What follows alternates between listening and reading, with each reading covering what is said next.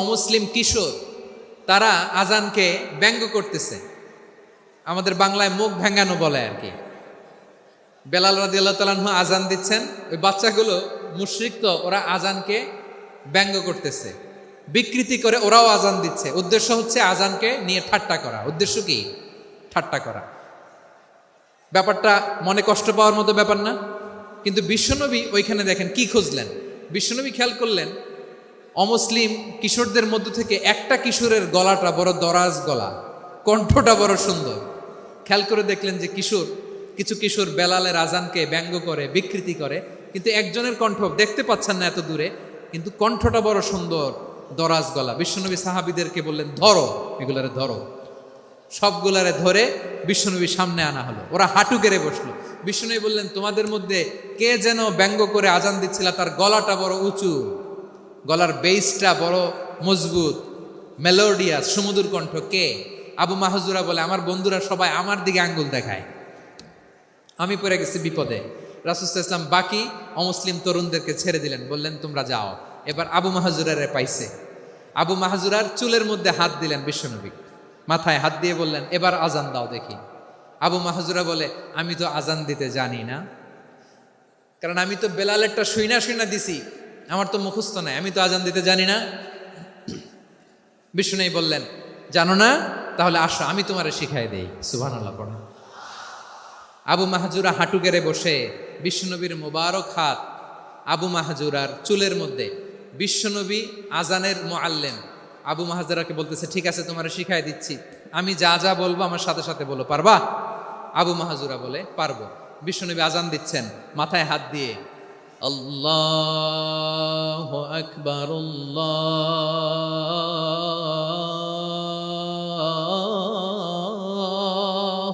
আকবার। আবু মাহজুরা এই বাক্যটা পড়লেন। বিশ্বনবী দ্বিতীয় বাক্য পড়তে আরম্ভ করলেন, আল্লাহু আকবার,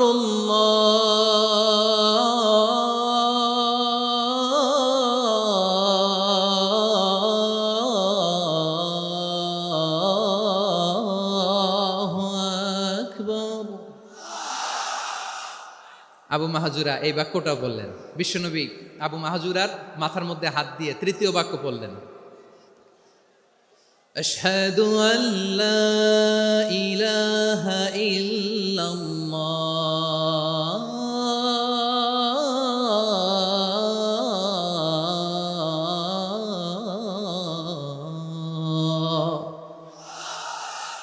আবু মাহজুরা তৃতীয় বাক্য পড়লেন। বিশ্বনবী একটা বাক্য পরে আবু মাহজুরা পড়ে, বিশ্বনবী পরে আবু মাহজুরা পড়ে। আবু মাহজুরা কিন্তু অমুসলিম, মুশরিক। আবু মাহজুরা বলে, এক একটা বাক্য পড়ি আমার কলিজাটা গলে ঠান্ডা হয়ে যায়। এতদিন মোহাম্মদকে গালি দিতাম, এখন মোহাম্মদ আমার মাথায় যখন হাত রাখছে আমার সারা শরীর ঠান্ডা হয়ে গেছে। বিশ্বনবী আজান শেখাচ্ছেন, একটা একটা বাক্য পড়ে আবু মাহজুরাও পড়ে, বিশ্বনবী পড়ে, আবু মাহজুরাও পড়ে। পুরো বাক্যগুলো যখন শেষ, আজান শেষ, আবু মাহজুরাও যখন পুরো আজান পড়লেন, আবু মাহজুরা বললেন, এতদিন মোহাম্মদের চেহারা দেখলে আমার ঘৃণা লাগতো, আজ থেকে মোহাম্মদের চেহারার চেয়ে প্রিয় চেহারা আমার কাছে নাই। আবু মাহজুরা বললেন, ও মুহাম্মদ, আজানের বাক্য তো আপনি আমারে শেখালেন, এখানেই শেষ করবেন না, আপনি আমারে পড়ায় দেন, লা ইলাহা ইল্লাল্লাহু মুহাম্মাদুর রাসূলুল্লাহ সাল্লাল্লাহু আলাইহি ওয়াসাল্লাম।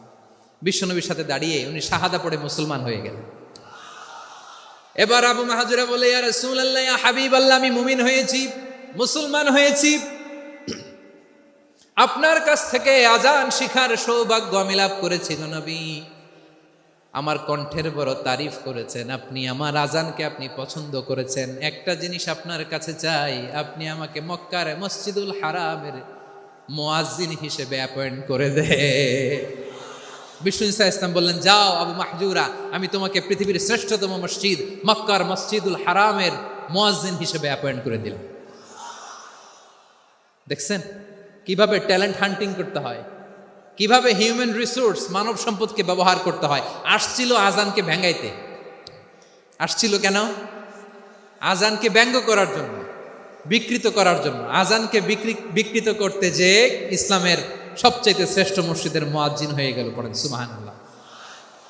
হযরত আবু মাহজুরা রাদিয়াল্লাহু তাআলা আনহু ওনার এই সুললিত কণ্ঠ ব্যবহার করে মসজিদুল হারামে এত সুন্দর করে আল্লাহু আকবার বলে আজান দিতেন, মানুষগুলোর, মুসল্লিগুলোর, মক্কাবাসীর হৃদয়কে তিনি বিগলিত করে দিতেন। মানুষের হৃদয়কে ঠান্ডা হয়ে যেত। শুধু এখানেই শেষ না আমার যশোরের ভাইয়েরা, বিশ্বনবী যখন সাইয়েদনা আবু মাহজুরা রাদিয়াল্লাহু তাআলা আনহুকে আজান শিখাচ্ছিলেন, বলেন তো বিশ্বনবীর হাতটা কোথায় ছিল?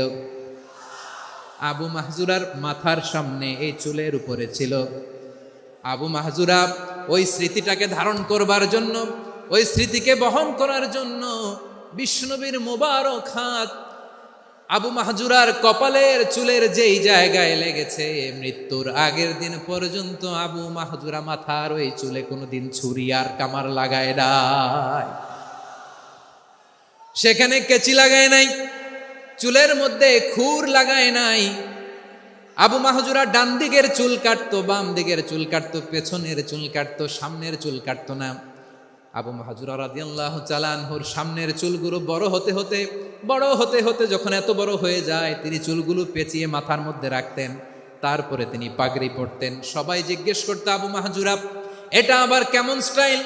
দেখতে তোমারে কি বিদঘুটে লাগে? কেমন অড লাগে? কেমন খারাপ দেখা যায়? মক্কায় এমন কোনো মানুষ তো দেখি নাই, ডানে চুল কাটে, বায়ে চুল কাটে, পেছনে চুল কাটে, সামনে কাটে না। ওরে আবু মাহজুরা, কেমন দেখা যায় তোমারে? তুমি সামনের চুল কাটো না কেন? আবু মাহজুরা বলে, আমি হাঁটু গেড়ে পেয়ারা নবীর সামনে বসেছিলাম, আমার এই মাথার চুলের মধ্যে মুবারক হাত লাগিয়ে বিশ্বনবী নিজে আমাকে আজানের প্রতিটা বাক্য শিক্ষা দিয়েছেন। বিশ্বনবীর মোবারক হাত, পবিত্র হাত আমার মাথার চুলের যেই জায়গায় লেগেছে, আমি চাই ওই চুলগুলা নিয়ে আমি আমার কবরের ভিতরে যাব। সাইয়েদনা আবু মাহজুরা রাদিয়াল্লাহু তাআলা আনহু ইন্তেকালের আগের পর্যন্ত মাথার সামনের চুলগুলা কাটে নাই। মাথার সামনের চুল তিনি কাটেন নাই। সুবহানাল্লাহ বিহামদি। কেমন ভালোবাসতেন বিশ্বনবী সাহাবীদেরকে, সাহাবারা কেমন ভালোবাসতেন বিশ্বনবীকে। সামনের চুলগুলো বড় হতে হতে এত বড় ছিল, পেঁচিয়ে রেখে পাগড়ি পরতেন, কাটতেন না। নবীর হাত লেগেছিল। সুবহানাল্লাহ পড়েন। তাহলে what is the lesson? Moral of the story কি? মোরাল অফ দ্য স্টোরি হচ্ছে, আসছিল আজানকে ব্যঙ্গ করার জন্য, বিকৃত করার জন্য, হয়ে গেল মসজিদুল হারামের মুয়াজ্জিন। দেখেন বিশ্বনবী একটা খারাপ সিচুয়েশনের মধ্যে থেকে কি ভালো জিনিস বের করে আনলেন। আমি যে শুরুতে বলেছি কিভাবে তিনি হিউম্যান রিসোর্সকে ডেভেলপ করেছেন, ম্যানেজ করেছেন। তিনি যে চৌকস ট্যালেন্ট হান্টার ছিল, দেখেন সবার মধ্যে থেকে এর বাছাই করে মুয়াজ্জিন বানাই দিয়েছেন। সুবহানাল্লাহ পড়েন। তার মানে এই না সবাইরে ধরে ধরে উনি মুয়াজ্জিন বানাইছেন। যার যেই ট্যালেন্ট আছে তাকে ওই কাজে অ্যাসাইন করেছেন। যার যেই প্রতিভা আছে তার প্রতিভাকে ইসলামের কাজে লাগিয়েছেন। সুবহানাল্লাহ পড়েন। যায়েদ বিন সাবিত রাদিয়াল্লাহু তাআলা আনহু নাম শুনেছেন? যশোর কথা বেরোয় না। যদি জিজ্ঞাসা সালমান খানের নাম শুনছেন, সবাই হাত তুলবে, জি হুজুর শুনছি, মানে সব দেখা শেষ। সালমান খান, আমির খান, অমুক খান, সব খান মুখস্থ, কিন্তু যায়েদ বিন সাবিতের নাম মুখস্থ নাই মুসলমানদের। যেই সাহাবী মাথার সামনের চুল কাটে নাই, মসজিদুল হারামের মুয়াজ্জিন বানাইছেন বিশ্বনবী, সাহাবীর নাম কি? খায়া ফেলাইছে, স্লোগানের সাথে খায়া ফেলাইছে। আবু মাহজুরা। কি নাম? আবু মাহজুরা আল জুমাহি রাদিয়াল্লাহু তাআলা আনহু। এই নামটা আজকে নিয়ে যাইতে হবে যশোর। আবু মাহজুরা রাদিয়াল্লাহু তাআলা আনহু। 2 নম্বরে বলছিলাম যায়েদ বিন সাবিত রাদিয়াল্লাহু তাআলা আনহু। বিশ্বনবী দেখলেন মদিনার এই আনসারী সাহাবী হাইলি ট্যালেন্টেড, ইন্টেলেকচুয়াল, মেরিটোরিয়াস, জ্ঞানের প্রতি তার আকর্ষণ, মারাত্মক আকর্ষণ। বিশ্বনবী তাকে দায়িত্ব দিলেন, কোরআন যা নাজিল হয় তুমি লিখো, কাতিবুল ওয়াহি বানায় দিলেন। সুবহানাল্লাহ। যায়েদ বিন সাবিতরে আবার আজান শিখান নাই, কারণ তার মধ্যে বিশ্বনবী প্রতিভা দেখেছেন, একাডেমিক প্রতিভা। বিশ্বনবীর একাডেমিক প্রজেক্টগুলো তিনি হ্যান্ডেল করতেন। যায়েদ বিন সাবিত ছিল বিশ্বনবীর ব্যক্তিগত সচিব। কি ছিল? ব্যক্তিগত সচিব। বোঝেন নাই? বিশ্বনবীর ব্যক্তিগত সচিব এবং দুভাষী। ইহুদিরা কিছু লিখে দিলে এটার অর্থ বিশ্বনবীরে বুঝায় দিতেন, আবার ইহুদিদের কাছে কিছু লিখতে হলে তিনি লিখে দিতেন। বিশ্বনবী একদিন বললেন, ইন্নী ওয়াল্লাহি মা আমানু ইয়াহুদা আলা কিতাব। ইহুদিরা যে চিঠি পাঠায় অর্থ তো বুঝি না, আরেক ইহুদি আইনে অর্থ করা লাগে। আবার ইহুদিদের কাছে কিছু লিখে পাঠাইতে চাইলে আমরা তো লিখতে পারি না, ইহুদিরে দিয়ে লেখা লাগে। ওরা যে পয়রা শোনায় লিখে দেয়, আমি ওদের বিশ্বাস করি না। আমার নিজের একজন লোক দরকার। বিশ্বনবী এই যায়েদ বিন সাবেতকে চুজ করলেন ল্যাঙ্গুয়েজের জন্য। উনি বললেন, যায়েদ, তোমার সফট স্কিলকে ডেভেলপ করতে হবে, তুমি হিব্রু ল্যাঙ্গুয়েজ শিখে ফেলো।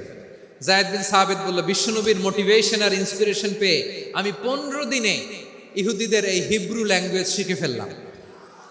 শুধু শিখে ফেললাম না, হাত্তা হাদিকতু, even I became master in the language. এই ভাষা আমি পারদর্শী হয়ে গেলাম। এরপরে ইহুদিরা চিঠি লিখে পাঠালে আর কোনো ইহুদি ডাকা লাগতো না, আমি নবীর এটার অর্থ শুনে পরে বুঝাই দিতাম। আবার ইহুদিদের কাছে চিঠি লেখা লাগলে আমি যায়েদ বিন সাবেত চিঠি লিখে দিতাম। সুবহানাল্লাহ। দেখেন, এত সাহাবীর মধ্যে থেকে বিশ্বনবীর একাডেমিক প্রজেক্ট, ব্যক্তিগত সচিব, দোভাষী হিসেবে তিনি যায়েদ বিন সাবেতের মতো তরুণকে নির্বাচিত করেছেন। কেমন ট্যালেন্ট হান্টার ছিল আমার নবী! সুবহানাল্লাহ পড়বেন না?